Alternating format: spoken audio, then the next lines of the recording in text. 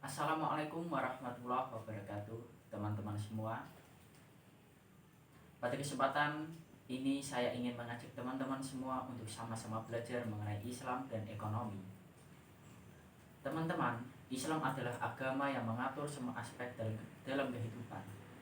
Yang tentunya seperti topik pembahasan kita kali ini, ekonomi juga diatur di dalamnya. Ekonomi Islam dibangun atas dasar agama Islam.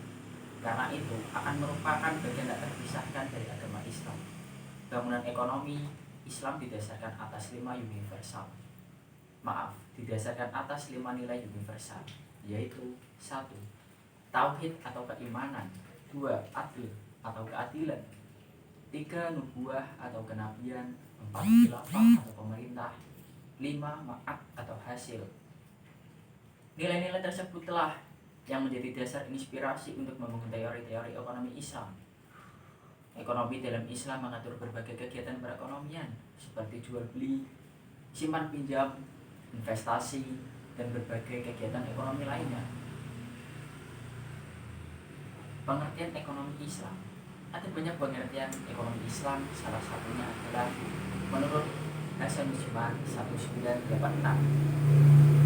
yaitu pengertian ekonomi Islam adalah suatu ilmu dan aplikasi petunjuk dan aturan syariah yang mencegah ketidakadilan dalam memperoleh dan menggunakan sumber daya material agar memenuhi kebutuhan manusia dan agar dapat menjalankan kewajibannya kepada Allah Subhanahu wa Ta'ala dan masyarakat.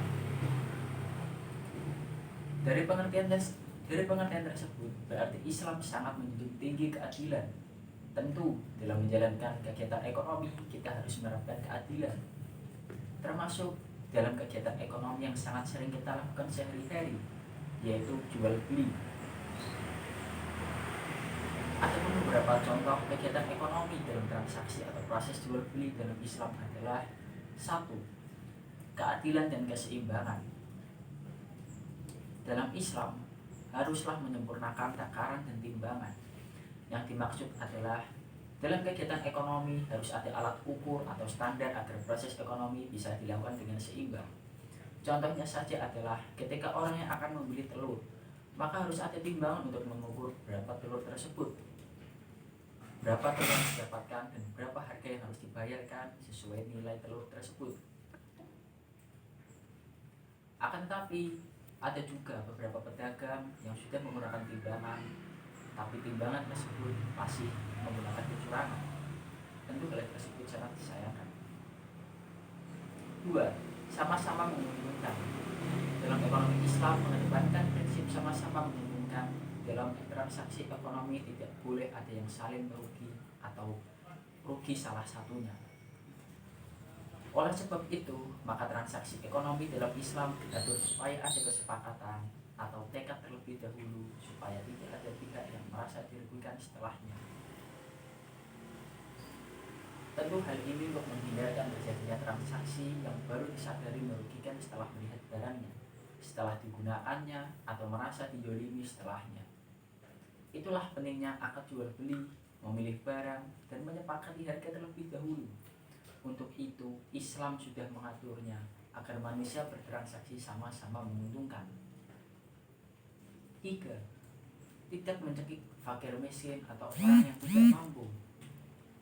Prinsip ekonomi selanjutnya atau yang ketiga ini adalah jangan sampai kegiatan atau transaksi ekonomi kita mencekik fakir miskin atau orang yang tidak mampu.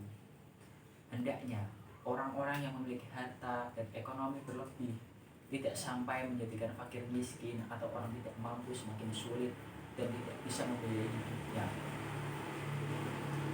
Lalu bagaimanapun Islam mengatur hubungan ekonomi orang yang mampu dengan tidak, yaitu dengan zakat, infak, sedekah adalah salah satu cara untuk menyeimbangkan ekonomi Islam agar seimbang di antara keduanya.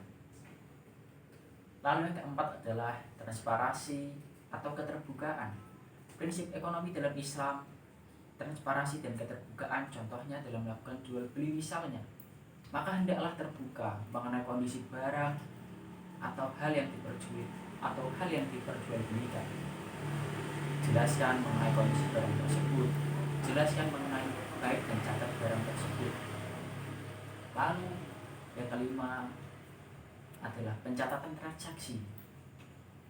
Dalam bermuamalah dan melangsungkan kegiatan transaksi atau jual beli harus ada pencatatan dan penulisan. Tujuannya adalah supaya transaksi ekonomi yang dijalankan bisa sesuai dan tidak terlupakan. Jika dalam transaksi ekonomi masalah pencatatan ini terlupakan, maka bisa saja berakibat konflik dan menjadi masalah yang tidak terselesaikan karena tidak ada pencatatan yang jelas. Untuk itu pentingnya pencatatan dan ilmu akuntansi bisa digunakan untuk memperjelas masalah transaksi ekonomi. Terima kasih teman-teman sudah menonton video ini. Semoga apa yang telah saya sampaikan dapat bermanfaat bagi kita semua. Apabila ada kesalahan saya mohon maaf, karena kesalahan datangnya dari saya dan kesempurnaan hanya milik Allah Subhanahu wa taala. Wassalamualaikum warahmatullahi wabarakatuh.